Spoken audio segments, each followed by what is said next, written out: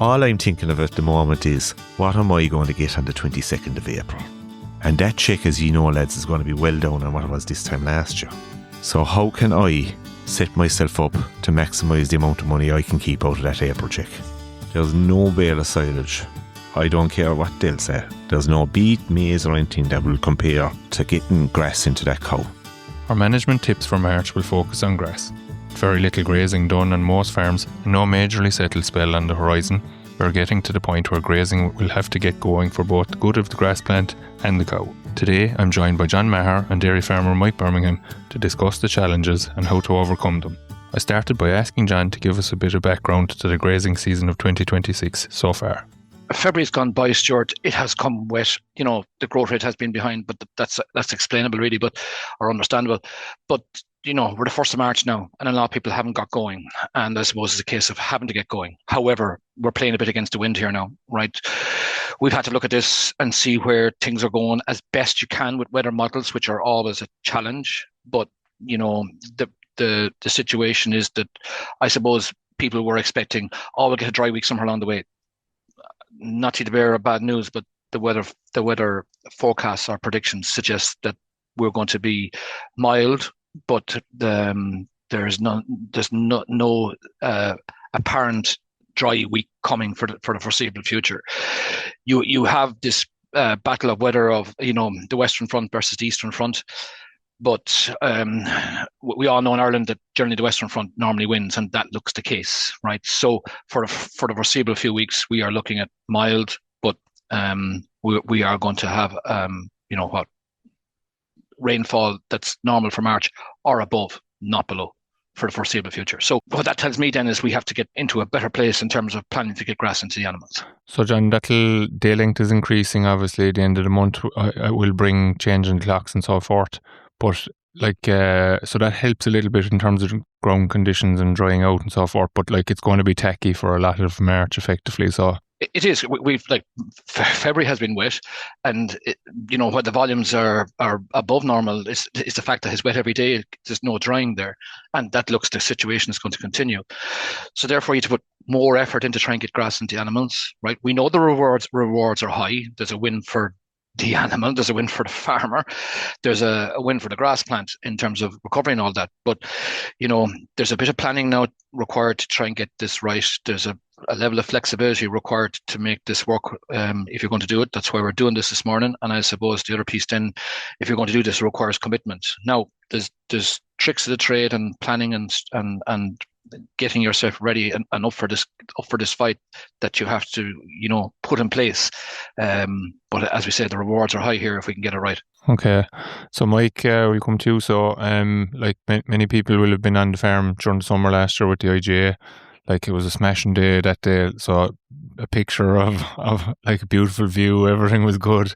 Oh, it's lovely still. Is it still once the fog lifts, is it once the cloud cover lifts? The rain goes. So, so you've been doing well though at the same time, so I suppose maybe go back a little bit, and tell us what have you done in terms of slurry, fertilizer so far, and the start to grazing. When did you start grazing? You didn't start calving until the 8th of February, which is kind of suiting yours. Yes, it is at the moment. So we were lucky enough for slurry. We went out a day or two just after it opened. We were lucky enough and we were able to cover, I'd say we got half the farm covers short. We got in the pipes. It was kind of dilute slurry. We were lucky. The weather was okay. We used the pipes because the land was actually very travelable, but if we went with the tankers, we'd have destroyed the gap. So we'd half the farm covered with dilute slurry. Around I'd say it's 16 or 17 days ago now. I just looked it up in pasture base before I came in. The other half of the farm, it was a nice Friday, let's say. And Saturday morning was good as well. So I was bold and I put on the spinner and I went out with 18 units of protected urea. But I didn't get all of the farm. Let's say I think I'd only about 10 acres left to spread. And I thought I'd put on the spinner again Sunday, but there was rain coming Monday evening. So I didn't bother. And I actually didn't get that spread since. 90% of the platform covered. Yeah. And to be honest now, there was a significant difference. Let's say the ground that got the slurry earlier on was tipping away nicely, and the stuff that didn't get any fertilizer, let's say until 17 days ago, was looking hungry and yellow. Let's say there was decay coming in. But geez, we're after getting, I think we got a good uptake, because it's, let's say, any patches I didn't spread, let's say I obviously didn't drive through the wet spots and things like that, they're extremely yellow, and the rest of the field is extremely green. So the priming effect that we'll be talking about is there anyway. So I think it worked out well. Now, the bit that didn't get any fertilizer is very hungry. Right, okay. And very hungry. And didn't grow, when we measured it, didn't, to be honest, I think it went back. Yeah, sure. It makes sense, John, doesn't it? Completely, yeah. But look, I suppose today's focus is on grazing. The weather forecast for the foreseeable future will bring challenges in terms of getting slurry and fertilizer out, but there will be windows. But the most important thing is, you have to be ready. And the first protocol is on the fertilizer side is to have fertilizer in the yard. So I suppose we'll move on that one. But anyway, yeah. Right, so Mike started on the 8th of February. On the 8th of February. We probably had 2 cows calved before the 8th of February, Stuart. Our due date was the 8th of February. We probably kicked off properly then on the 10th of February. So we calved away. When I 10 cows calved in, I left them out by day, and they were out. It was okay. Like I'd say they were out. They were out most of the days. To be honest, like I didn't have to bring them in particularly early or anything. They managed away. They were probably brought in at 2 or 3 o'clock, milked at 4 o'clock, silage at night, and left out by day. I wasn't pushing them too hard, let's say, because they were all very freshly calved cows. So when I got up to about 24 cows, then I went out for a bit of a break in the evening. Maybe, let's say, let them out at 5 o'clock. Let's say have them milked around 5. They tip away out, bring them in. I'd be coming back up to check the cows at 9 or 10, bring them in then. Let's say we probably missed one day. Let's say we went out on a Thursday. I remember, I can't remember the dates now, but we went out on a Thursday the first day. We didn't go out on Friday because it was raining nicely in the morning. And I said they were very freshly calved cows. They'd be doing more walking than anything else. So I left them alone, put them back in, went out Saturday, walked away. Probably the following Tuesday or Wednesday, went out in the evening for a few hours. Yes, having missed only one that day, went out for a few hours. They did, I'd say, 1 or 2 evenings then, they kind of did a small bit of let's say the last evening in a particular paddock, they did a bit of I thought they did a bit of damage, to be honest.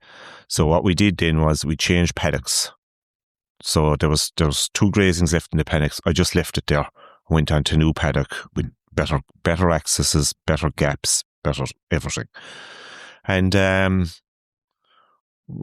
since last Sunday, we went out by night full time, and we brought him in on Wednesday night around 10 o'clock, all right, because it got a heavyish enough old shower. I was happened to be in the yard, and I'd say what happened was I was pushing in silage.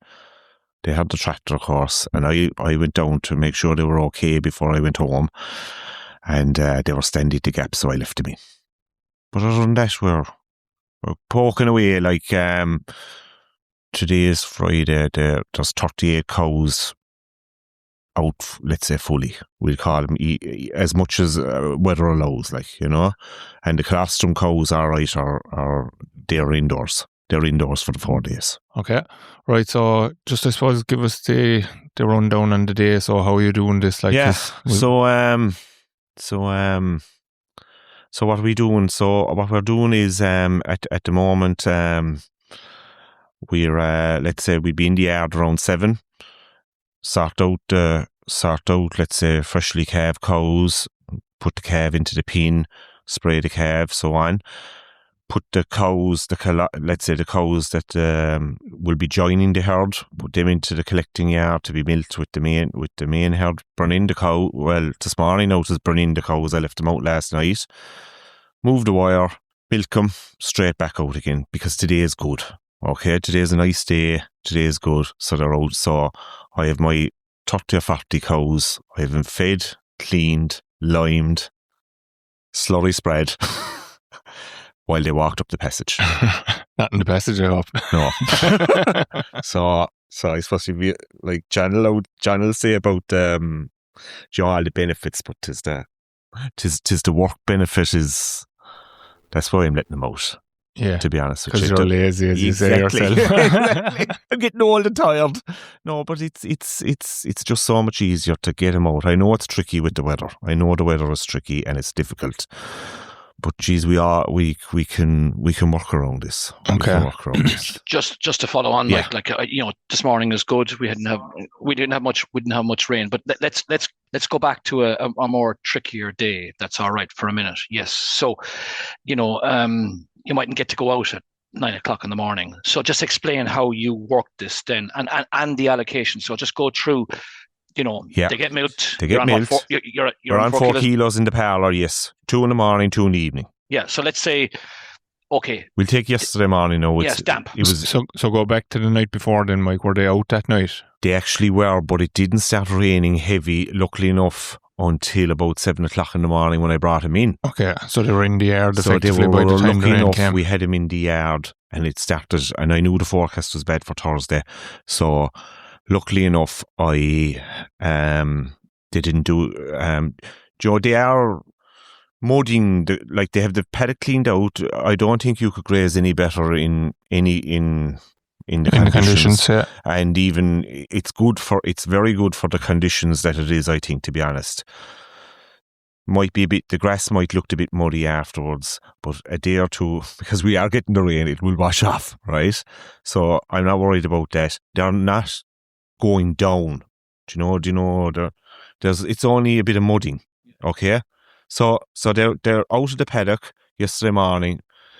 Let's say they were 7:30 in the yard, starting the parlour by the time everything was sorted out.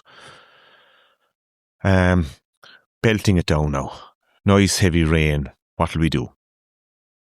So milk the cows that are outside were milked, held in the collecting yard then. Okay? We've time to make up our mind, what are we doing? But while I was bringing them up, obviously I set up the twine because in my own head, they're going back out, right? So I set up the twine and I gave him an ordinary allocation yesterday because the cover was only about 900, 800 or 900, let's say, right? So I gave him an ordinary allocation. I said to myself, I'll hold him in the yard. While I was doing this now, I said to myself, I'll hold him in the yard till the calves are fed around 9:30, around 10 o'clock. I'll make up my mind, are they going back out or not? So came up, milked the cows, milked the colostrum cows, fed the calves, cleaned the cubicles for the colostrum cows, gave them silage. 10:30, what are we going to do? It just happened to dry for a few minutes. I'm the bad fella to have on this podcast now, to be fair, right? Out, open the gate, gone. Started raining as they were walking out the road, but of course it is. They were gone too far at that stage.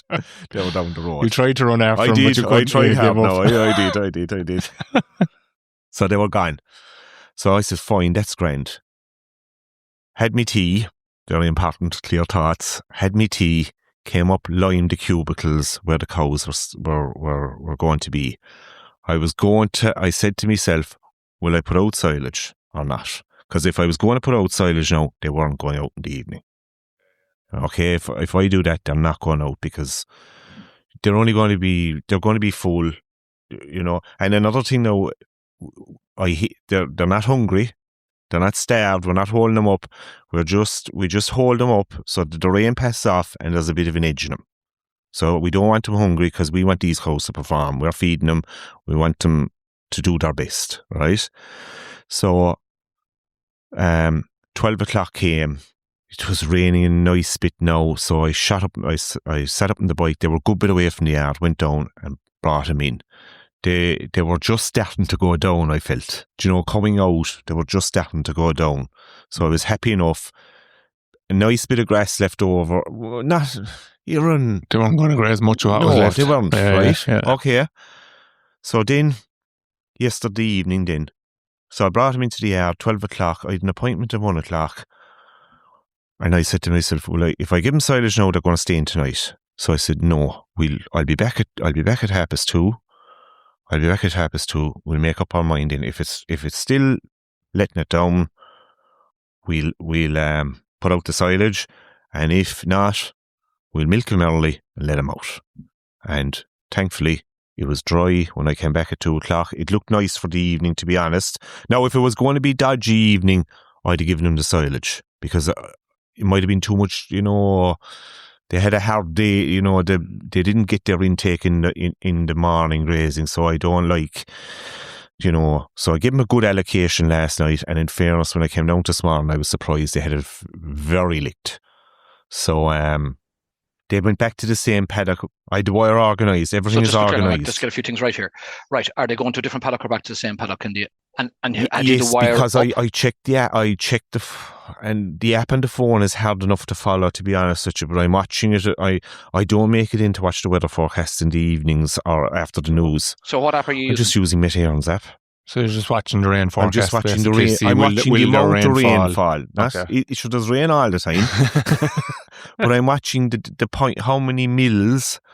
Like if it's 2 mils, it's not going to be the end. There was 2 mils between 2 o'clock, between 11 o'clock yesterday, would you believe, and 8:30 this morning. Because I emptied the gauge this morning, there was only 2 mils in it. But it's damp, it feels like it could have been 10 mils, Right. Let's go back then to the grass. You had to put up the wire. Right. You're probably, I'm guessing you're working off a number of stakes. I'm working off a number of stakes at the moment. So how do you know whether it's 5 stakes, 4 stakes, 7 stakes to give? That's a good question now. Look, I roughly know what's in the paddock, John. Like I'll have worked out. There's 900 to 1,000. There's 40 cows going out. So what are you aiming for? 5 or 6 kilos of grass allocation? I'm aiming for 6 or 7 morning and evening. Yeah. Plus your 4 kilos. Plus the 4 kilos. I'm up on about 16 to 18, let's say. That's the way I'm working it. And you just count the stakes. And I'm counting the stakes in. Like I know there's going to be 4 grazings in the paddock. Like the paddock they went into now. So if there's 24 stakes, you're given 6 stakes to go. People get complicated with all sorts of apps and no. This is there's no app here. No, it has to be stakes. Though. I think it's for most and people. Actually, for this paddock now, right, that we went into. You'll give out to me, right? But there's a gap. It's dead centre in the middle of the paddock, right? So I went around I went a quarter. Oh yeah, a half, a quarter. I have my hands up in the air now, pointing this out to the 2 boys, and they're laughing at me. And another quarter, so that I don't like the cows walking over ground to get to the new grass because I think they're mudding it too much. So I want them to walk onto new grass. So that's why I went with the and it worked handy. They're in today's there's only 3 acre paddock. They got 2 days out of it. It worked out handy enough. Yeah. And good clean. Let's say obviously yesterday's clean out wouldn't be hectic, but I'm sure they'll shave that in April, What about back fencing then, Mike? I'm not great at the back fencing. I should be better. I am doing back fencing where I can, but it's the water truck is a bit of... Especially when they're staying out the whole time, yes. But they're not, to be fair now, we all don't want them to go back on grazed ground. They don't tend to go back, no.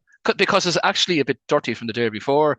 They know where the fresh grass is, and they get used to this. I find that they don't really... I like to get them in clean, let's say, that they come in off the passage onto the thing, and it doesn't matter if they have to walk back to the water truck. They're not all going to be herding through to get to the water, let's say. They'll walk up to the water in dribs and drabs and they'll walk back, and they might go out the one gap, let's say, but I try to get them in a clean gap, we'll call it, so that they don't soil all the grass. Obviously the cows are going to keep walking until they hit the wire. So if they can come in by the wire clean, they'll mop up everything. Is it fair to say then, when they will walk to the wire? Now, if the paddock is square, they'll try and do the circuit, as in the circuit of the clock. That's the way they like to graze. All of them but if it's narrow, then they'll just keep going up and down. So you're working off square. I'm trying to go on squares, John. Yeah, I'm trying to go on squares. Now, at the start, let's say it worked out very well at the start of one paddock there, and I was wrong. No, I should have set up the paddock better. and I had good access in off it and everything. But the back of the, let's say it was going out like a U or something, or a Y. It was just getting wider and wider as we were going along. And what I should have done really was ran a wire. I should have squared the paddock and worked off it. And then you could have left them in on a dry day to finish it off. Very handy. But I was lazy. So we'll follow through. You work off 6 stakes, we'll say the first day. If it goes wrong, either too much, too little, then it's easy to adjust for the next day. That's the way you're working it. Right, let's follow on. So the cows went out that night. Let's say the cows have to come in at night, right? Okay, in the evening, 6 or 7 or 8 or 9 o'clock, you go up to the yard and things. Explain then how we go from 7, 8, 9 o'clock at night, and the diet and silage and your allocation and how you're working this. Now you're out of bales, it's fair to say. I'm out of bales, so yeah. Just explain how that works. Good bales, is it? Or? No, I'm out of bales. I'm full stop, but we have very good pit silage. Oh, okay. Yeah, but just explain how you're working that. Yeah. So a lot of people don't like feeding bales. I actually prefer the bales. I know you do, but you haven't those now, so you have to work differently. So I have to go with the pit. But it's very hard to put a small amount of silage in front of the cows. Do you know, like they don't need... like 30 cows or 40 cows might only need a grab of silage for the night. I just take very small pieces of the grab, let's say about 3, instead of taking one proper shear grab, I'm taking 4 or 5 pieces and try to shake it out. I don't like using the pipe. Teach you the columns. Just putting a bit in front of them, I wouldn't like to let them without silage for the night. Now, when I bring them in at 10 o'clock, I'd like to... They'll have something in front of them. In front of them, to be honest. But let's follow this through the way you're doing it. By 7 o'clock in the morning, it's all gone. Is that correct? Or out of their reach, one or the other? Out of their reach, more so. There might be a tiny little bit left, but it'll be out of their reach. Just to be absolutely clear, just because we're going to enter into this arena now, like this gets harder as more cows calved. Every cow can feed, correct? Yes, they can all line up together. Which is important now. Yeah. No point in putting out silage. No, and only half of them will eat it. No, they can all line up together now to eat the silage. That's why it takes so long. It's an awful job because you have to go and sprinkle like a wheelbarrow per column nearly. Maybe we should wheelbarrow it, but it's just... I think it's a bit more than a wheelbarrow, Mike. I know, but like fine, it seems like that anyway, but like it's... So just as best you can, this is easy for myself or Stuart, but like, what are they getting? 1 or 2 kilos of dry matter? I'd say a kilo. Just to tick them over just to tick them over from 10 o'clock to, sure, if they are coming in, to be honest with you, they probably are a bit hungry because they didn't eat their correct allocation outside. If they're, because I know you say they're hungry, but like, well, they wouldn't. They're not roaring now, or they're not. No, there's none of that. We all know when they go out for the 2 bouts. The amount of silage to eat at night is small now. Nothing. But you're only bringing them in because the weather's gone against you at night, so they have gotten fully fed. Oh, they probably should. They probably had their grass ate anyway in 3 hours, so. But you're just giving them something. I'm just giving them a snack, and just keeps them. Keeps you happy, keeps them happy. Well, I suppose it's more like, to be honest with you, they probably shouldn't be getting something, but I'd feel bad that they hadn't something. We know most farmers think I'd like a biscuit before I go to bed, or a cup of tea and a biscuit, so I give it to them. All right, but then then they get milked in the morning, and we start the cycle again, and they have this appetite. They have the appetite without being starved. No, they're not. They're not roaring, or they're not. You don't see them charging down the passage to get to the grass. So they're content. Everything is happy. Content. They're going out, they're putting their heads down, they're not messing around. Like yesterday morning now, let's say, I should have added about 3 or 4 cows to the main herd, let's say, the colostrum cows. And I said, no, it was too wet, they'd be upset, they weren't used to the routine. I left them with the colostrum mob for another day. The cows that are used to this, like, obviously they were added in then this morning. Today is a goodish day, a nice day, they'll be fine. They'll be fine. I suppose from our perspective, the problem we see is there are people, and we're putting up the videos, and we will continue to put up the videos of people trying to get out and do the tricks of the trade which we'll go through with you in a minute, spur rollers and things like that. But it's not unusual for people like me or myself and Stuart to see cows go out, and after an hour and a half, they're lying down. Oh no! So that means they were full before they went out. So it's just getting this whole thing right, and that's why we're walking you through this, if that makes sense. Mike, just to follow on a small bit, Sometimes you, if it's fair to say, you will go to one part of the farm during the day, Yes. which is the easy piece, and then go to another part of the farm at night. Yes. Right. And that's to try and get over.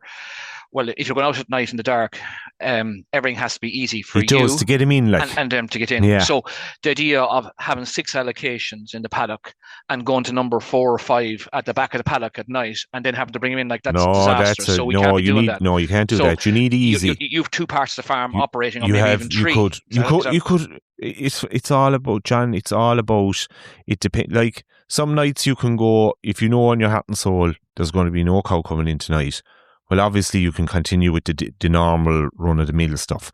But obviously, if it's at 5 o'clock and you know there's heavy rain coming at 9 o'clock or 10 o'clock or whatever, you're going to have them whipped in before that. Your planning is different. Your planning is different. So you have to go to a different paddock then. You could be going to a different cover. You need something lower, yes. Yeah. You need somewhere where you can just basically drop the gap handle and they'll walk in. You don't want them. You don't want to drive the quad into the field, I suppose. Here's the good one. You don't want to drive the quad into the field to get them out. They need to be, you need to pull up. They hear the quad coming, they're walking to the gap. Open the gap and they saunter in. And you have our silage already out. Exactly. That would have, and that takes longer than the worst job is putting out the silage. That takes an hour, whereas bringing in the cows only takes 5 minutes. Yeah. Right. Sometimes life doesn't always land right with paddocks, as you well know. And you have some that are very friendly. We've some friendly paddocks. And you have maybe 4 or 5 entrances. And then you have other ones that are a little bit longer and more. Right. Yeah. They're not the right shape. Are you a spur roadway person or not? I should have more. Right. Okay. I should have a lot more. Will you make a spur down yourself down the side with a wire? You don't tend to, really. I don't tend to. I seem to get away with it. You understand why someone like me will ask that? Yes. I don't tend to. It's probably only the 4 or 5 paddocks going back the road on the left that are the long, deep ones that are awkward. They're awkward. But you know what I did now this year now during my Christmas holidays? I went down along and I should have more of it done. I went away, cut all the wire, put a gap handle at every stake. I've only 2 paddocks done now, lads. By the way, there's 18 more to go. But like we've long roadways. We've long roadways in our farms. Before you even start on the spur roadways, can we not put a gap handle on the main passage up and down the farm roadway? Surely that would save us. It's not about and the water trucks is the tricky thing, all right, because you obviously, if someone could invent something now for the quad that you could just pull to the next section and back fenced in, but at least you're getting them in. I think if you can get them in clean, if they can come in where the grass is, they don't do as much walk. Like if they have to walk through imagine. Let's say they have to walk out, all right, and they have to walk to the water truck. Okay, so they're going to come out at the nearest corner, right? But at least they're only coming out there. But if you have to walk them in and out, that's murder, like.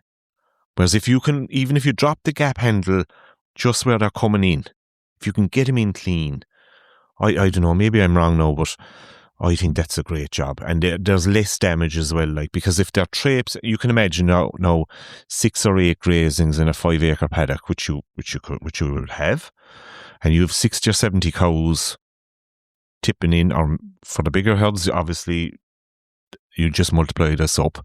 But like, you can imagine the amount of traffic in and out there for 3 or 4 days. That's why there should be always in principle, a different entrance. Yes. And a different exit. Yeah. That makes sense. Yeah. Yeah. And the flexibility that would give you then as well, Mike, I suppose, in terms of you could actually fence off the square that you had grazed and they're going in. That's what I did now last week, and you wouldn't believe the regrowths because I've done that. Like, let's say, a small number of cows, they were in a 4-acre paddock for a couple of days, like, because the numbers were small, like, but we were able to back fence, they weren't going back over. Normally they would have tracked the whole lot, but with the new gap handles in, I was able to let him in now different gaps the whole time, and it was a rough old week now, when we were in this paddock. Now it is a dry paddock, to be fair, It is a dry paddock, to be fair. We need to be clear that you have a dry farm. We have a dry farm. No, I know there's parts, but the forestry are damp. Pockets wet. Yeah, pockets fine. wet. But in general, you have a dry farm. Yeah. Just to be clear John, about to that. be fair, like as dry as it isn't a super dry farm. No, now either, well, like, there's to be fair, pockets like, now. Well, the pieces by the forestry are. Yeah. And there's a couple of springs rise below by by our neighbours as well. Like, so there's pockets of it wet, but Which leads to the next piece. Yeah. You're a good man to walk and look. Yeah. Where to go with the cows. Oh yeah. You know where you're going. Yeah, sure. You kind of know where you can go. Yes, sure. I was thinking about that because when you write about this now today, but like, sure, Jesus, we're farming all our lives. We surely know where to go. Like, like there's some spots I obviously know. Well, we can't go there, so they're eliminated. So check the rest of the places. I know, but like I'm going to quote my friend Tom and Gary down in Clare here, if that's all right. Like, he said, you're standing in the yard. No, we won't go out today. And he said, well, you can't make that decision in the yard. No, so he'll go down and walk, and he one place will surprise you and go, God, that's better than I thought. And you go to another place, God, that's better than I thought. Even though the fields could be beside one another. Exactly. So this is why I go talk about exploring. Yeah, you have to actually, if the cows were in by night now, right? Before I go milking the cows, I'll sit up on my bike and I'll go down and I'll see where I can put them. So if I brought in the cows now at 10 o'clock, that morning I'm going to hop up on the bike before I go milking the cows or before anything happens. Let's say sort out a couple of cows or whatever, check the cows that are calved. And I'll shoot off on the bike for 10 minutes. And do we need to change the allocation? Because obviously, you see, when I bring them in at night, I can't see where I'm putting the twine. So I have to go down and move the twine anyway, maybe. Or I have to get them into a different paddock or something. So that decision is made before the cows are milked. And if it's even if it's lashing rain, people will laugh at me now for this, I'll still change the wire because it could be dry at 11 o'clock. So when we talk about planning and flexibility earlier on, this is what's this required. Is what it is. Like, yeah. You just have to. You're going to have to move the wire at some stage. You're going to have to move the wire, so have it set up that you can, between the showers, you can let them out because you'll feel good then yourself. But and like but once it's not teeming down on top of them overhead while they're grazing, they don't tend to like. It's not that bad. Like I've done throughout the years, Stuart. You were just a couple like we've done a lot more damage than I feel that we're getting better at this every year. I don't think we're going down as deep as we were just a couple of years ago. Just to follow on then, right, we know parts of the farm are damper by the forestry, we know parts of the farm are drier, right, and the wind can get to certain parts and not other parts. You know all that going on. There's good drying in some spots. Yeah, of course. Right, so the lowest cover you've grazed so far and the highest cover you've grazed so far. Now, you had a very good farm cover, like you were almost at, you're 1,000 at today. Yeah, close enough, and you closed at over 800, so you would plan this. Yes. But let's be clear here, that the highest cover you've grazed so far is? Have you got to a 14 or 1500? No. At the moment, I'm grazing between 800 and 1200. Okay. First sign of good weather, you will go after high cover. Yeah. Because you're going to run out of road here otherwise. Yes, I'll be running out of road. And if I get even, let's say, not next week now, but we'll be up to 70 or 80 cows maybe the week after, okay? 70 cows the week after. Then we'll be hammering the heavier covers. A couple of dry days together or... so far it's been relatively medium-sized covers and a good area on dry paddocks and good access. Right, I'll ask this question. You know where I'm going next now. Go on. You're planning to reseed this year. Yeah, I was just going to get to that actually. Yeah, well, let's go there now. So yeah, right. So I'm saving them for the really special occasions where Stuart's going to cry now. I'm saving them paddocks now for the special occasions where.